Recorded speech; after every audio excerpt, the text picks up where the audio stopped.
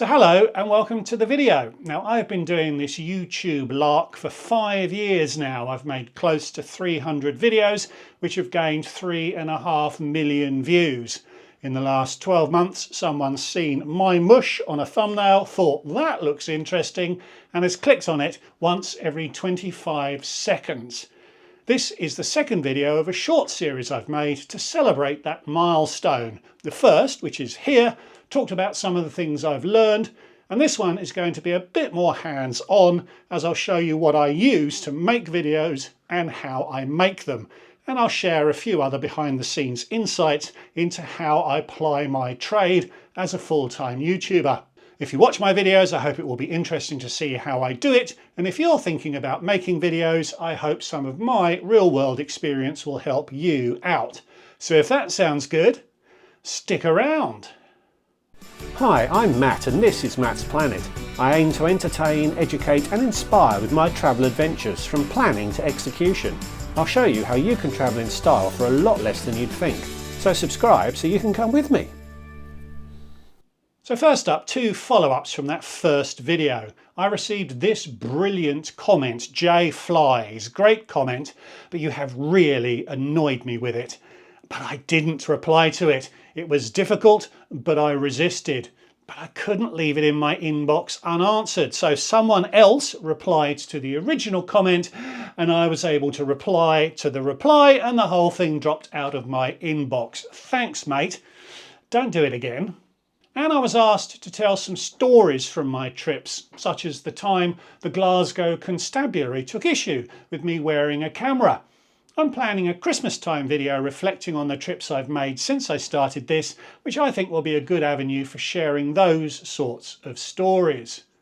So let's start this video with where I YouTube, when I'm at home at least, and that's the office, or the studio, or to be precise, my mum's spare bedroom.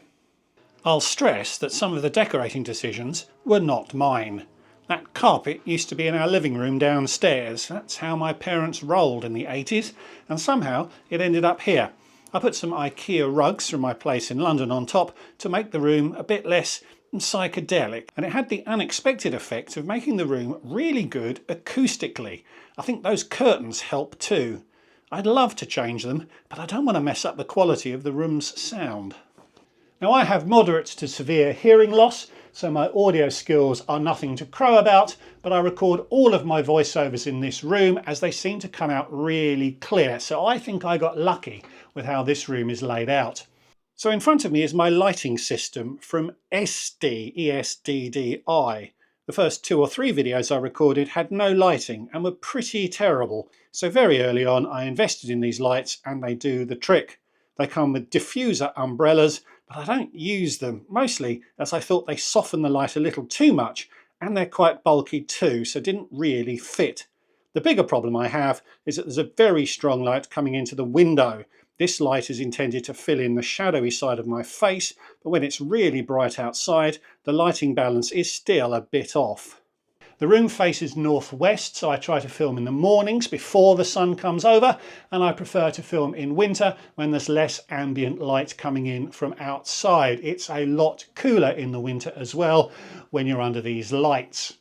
You've seen my backdrop in most videos. I didn't put a huge amount of thought into laying out what's on display back here. I'm not a huge fan of dust gathering souvenirs, but I will occasionally bring something home if I feel a super strong connection with the place I've been. An elephant from the Taj Mahal, for example. It started out with 4 legs, but one broke in the dozen or so moves I've made in the last 15 years. An authentic Soviet Matryoshka doll that I bought in Moscow in 1988. A few jeepneys from the Philippines, and that is a Kyrgyz clay flute, a chopochor, I believe. I'm not a raving narcissist, but my granny had this, and I kept it when she died. And in front of me, I have a very cool world map, different, but I really like the design. And a very faded and slightly damaged watercolour I got on my very first visit to Singapore in 1996, which really reminds me of the Singapore I experienced 30 years ago. It's harder to find this sort of scene these days. And this is a Filipino ukulele. I need to tell that story as I feel it's a story that deserves to be documented in history. So I was asked to go to the Philippines when I was working for a drinks company, and in the Philippines one of the brands that we worked with had a bit of a history of counterfeiting, so there were some nasty elements involved in that space. A risk analysis was performed and I was considered to be at a little bit of risk. So I was told that I would be provided with a driver and a car. I wasn't to use public transport and vary my route every day. Nothing ever happened, but the guy that I was given as a driver was a chap called Alex. Now, Alex had spent 20 years working in Saudi Arabia as a driver, and he was one of what the Philippines knows as a balik bayan, an overseas worker. And the money that he sent back to the Philippines was enough to send, I think his daughter ended up going through nursing school and became a nurse. And if I remember correctly, his son became a lawyer. And Alex was so proud of having been able to give his kids a better life than he'd been able to have through his sacrifice. So when his kids finished their studies, he'd had enough of Saudi Arabia, so he came back to the Philippines. But he was still really happy to be back in his homeland, driving a big sweaty Westerner around all day. And at the end of my time there, on the very last day, he presented me with this, a Philippine ukulele. A wonderful, wonderful gesture. He also gave me a huge headache at the same time because it's a little bit fragile and difficult to transport, but I treasure it and it's come with me in every international relocation that I've had since. A wonderful gesture from a wonderful guy. And the little coda to this story is that a couple of years after I left the Philippines, I got a message from one of my colleagues there saying that Alex had died. It turns out that he had, I think it was cancer, but he didn't tell anyone. He was so pleased to be back in the Philippines, in the bosom of his family once again, that he wanted to enjoy it without anybody worrying about him. That's a story that the internet, I think, needs to hear. It's one of the many reasons why I love the Philippines, and this ukulele will be treasured for the rest of my life.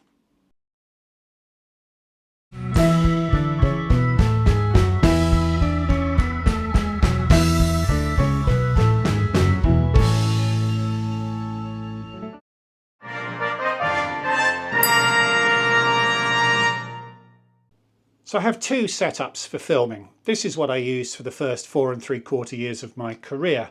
I'll talk about the camera itself in a moment, but it's a simple, cheap tripod with my laptop set up just in front with the script on the screen. I'll try and memorize the script in chunks and deliver it to the camera.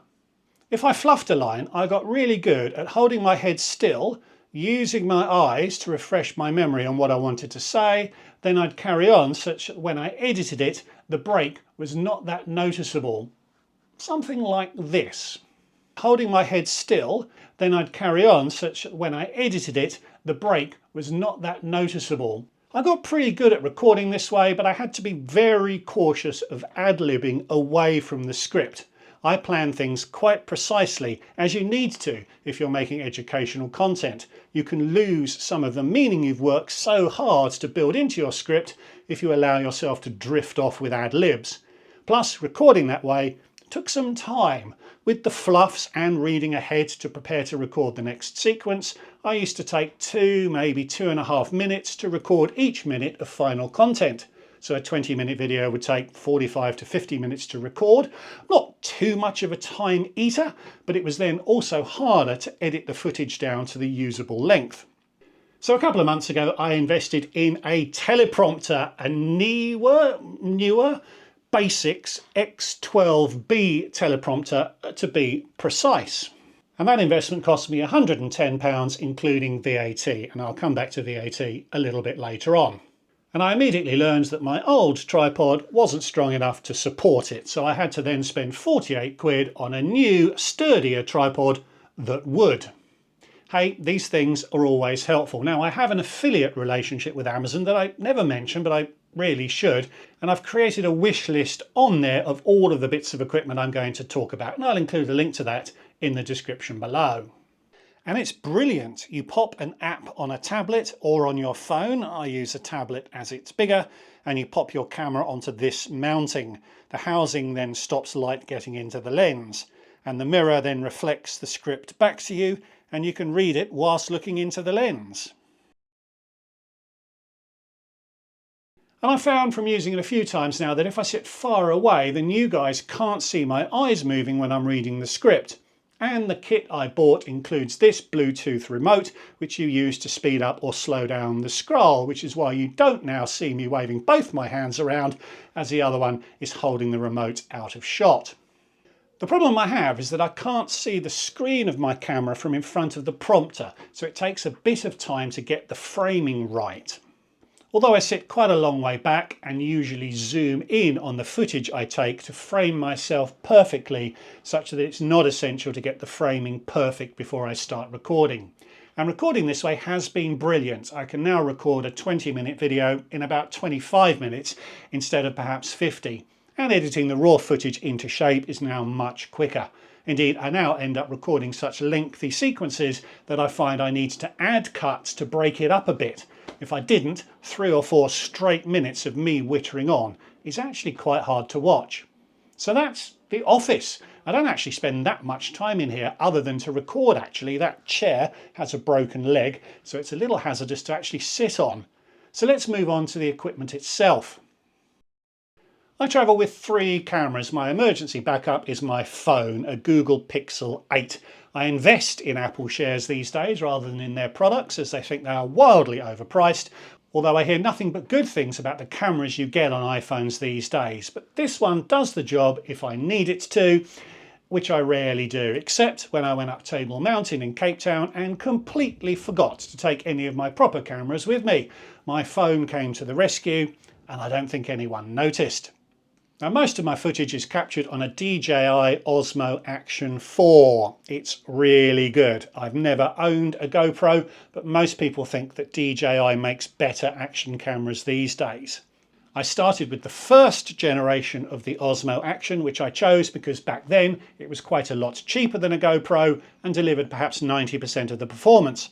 I had no idea whether I'd get any traction with my videos, so didn't want to invest a fortune in kit, but I knew I needed something, so I went for the DJI. And it worked well for me for a couple of years, although it had some limitations, so when the 4th generation Osmo was released, I finally bit the bullet and upgraded.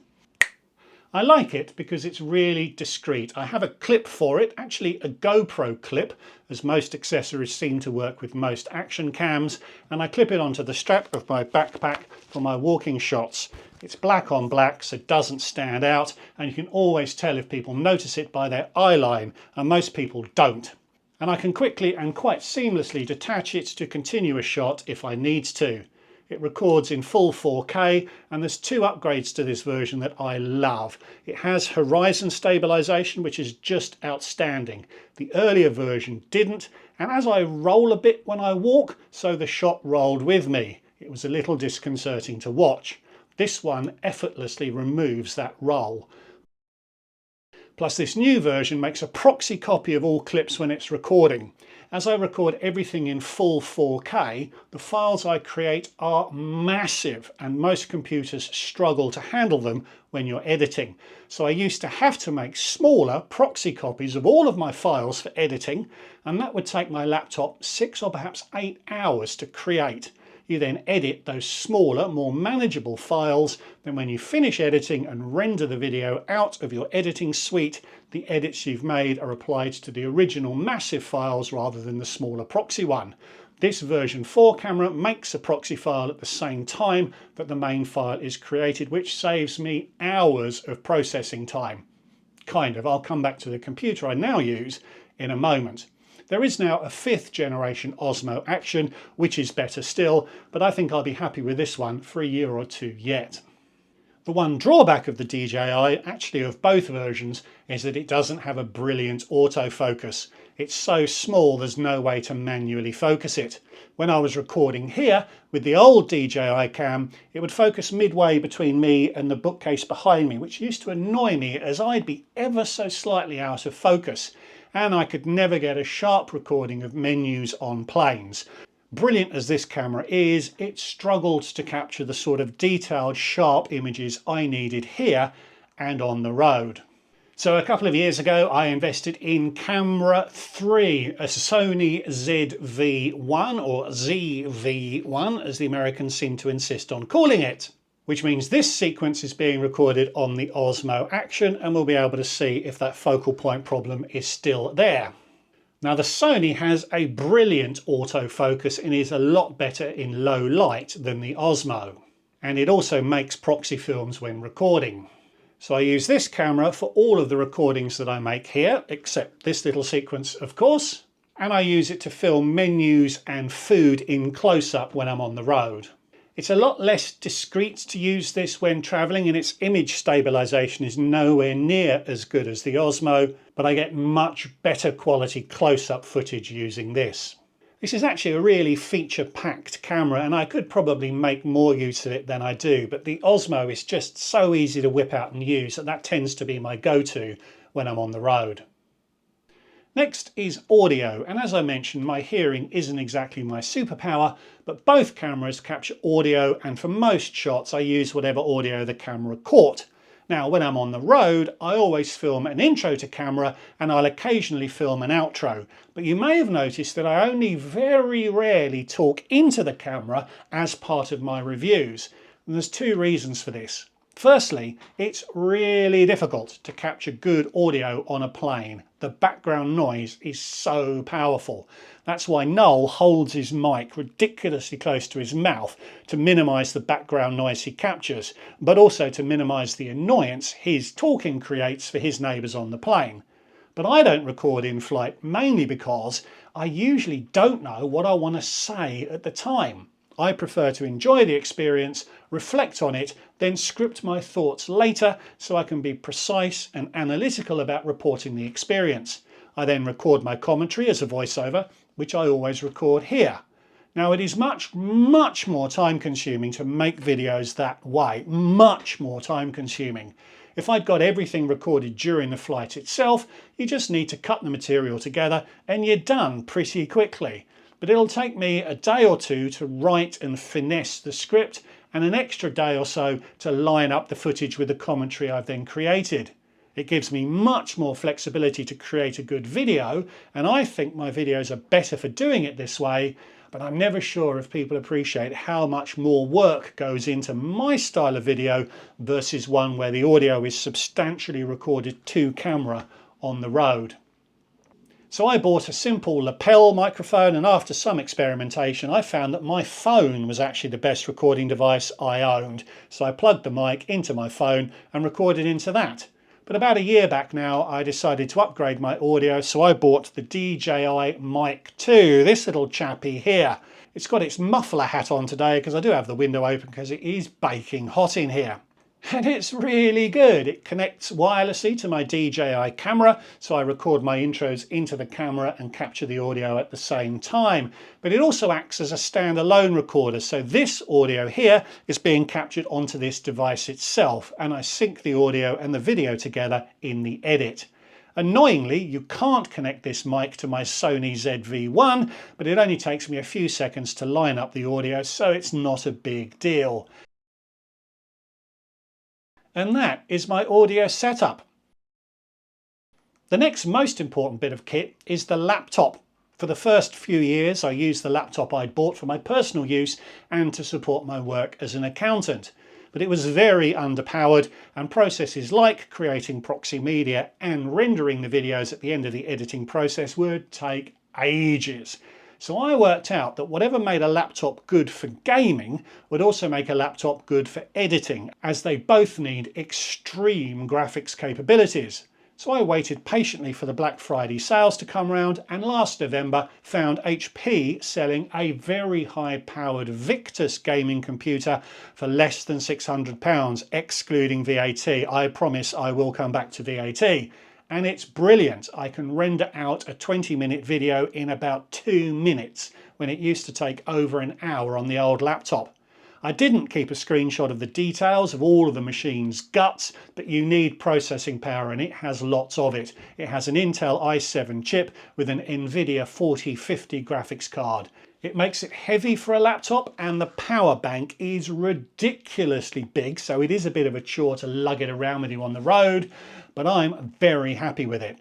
It's actually powerful enough that I could edit the full-sized files I capture from my cameras without the need for proxy files. So a couple more things to mention. What software do I use? Before I made my very first video, I decided to use DaVinci Resolve to edit my videos, mainly as it's free. There is a paid version, but the free version is still ridiculously well equipped, and I've never wanted to do something that the free version couldn't handle, even this cool matrix style effect. It's a big mouthful to take on, and I think you need a bit of previous experience with some form of heavyweight computer software to give you the confidence to get stuck in, but I can't recommend it enough. Every time I've wanted to do something like that matrix effect, I found a YouTube tutorial that showed me how to do it in just a couple of minutes. The only other software I use is for my thumbnails. Now, my mum actually calls them eyelids, which I think is actually a better name than thumbnail, if you think about it. And I've made all of my thumbnails in PowerPoint. Yep, PowerPoint. I thought about investing the time and money in learning Photoshop, or about using one of the online services like Canva, but I made my first few in PowerPoint as I was so familiar with it from my accounting years, and I've never stopped. It also does everything I've ever wanted to do, and I think I get a decent output. My thumbnails aren't brilliant, and I get several emails a week from people telling me that and suggesting that they make them for me, but I think their lack of quality is down to my design skills rather than the software I use to make them. There's a couple I've been really proud of actually, and quite early on I decided that thumbnails needed to have my face in them in the hope that some sort of subliminal connection would build between seeing my face and watching a good video. You can probably tell me if it works, and it does feel rather narcissistic to have myself in every thumbnail, although the very few I've made without featuring me didn't perform that well. Thumbnails and video titles are absolutely crucial to the success of a video, and I have to add the word unfortunately here. I really wish they weren't so important. You shouldn't judge a book by its cover, as the old saying goes, but people do judge a video by its thumbnail. It's something I am looking to improve, and it would be the first thing I might consider outsourcing. I can't see myself ever being comfortable outsourcing my editing, as it's so intertwined in my scripting process, as I mentioned earlier. But I've let myself down a few times with a bad thumbnail. This was my Emirates first class flight, which I thought would be a world beater, and the video probably deserved to be. But in hindsight, the thumbnail wasn't exciting enough and the images I used weren't clear enough, so it ended up earning me a pretty pitiful 17,000 views. My mate Phil from Grey Gap Year took the exact same flight and released a video at pretty much the same time, but did a much better job of packaging it such that his video got over 1 million views.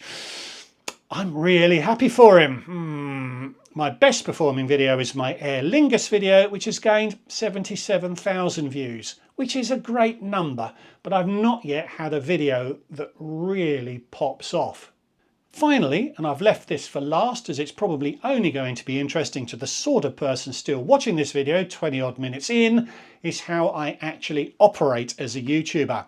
As I said in video 1, I was a consulting accountant before the you-know-what, and I supplied myself to clients through a company I owned. So when I started YouTube, it was easy enough to repurpose that existing company to be my YouTube vehicle. This is a complex subject, but as an accountant, I was very aware of the benefits of operating as a company rather than as an individual, and it has worked out very well for me to have been able to work this way since day one. Not least because I was already registered for VAT and have retained that registration into the YouTube years.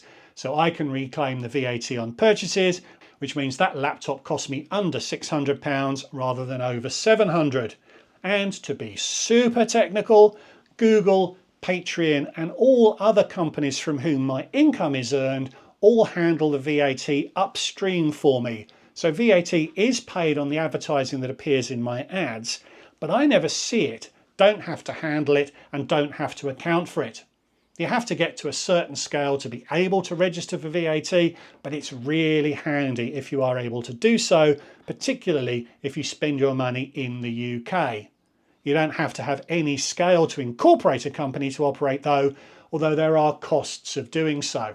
If anyone is interested in this, ping me an email. There's always an email in every description to a video, and I'll connect you with SG Accounting, who are the guys who do my books for me, and I recommend them highly.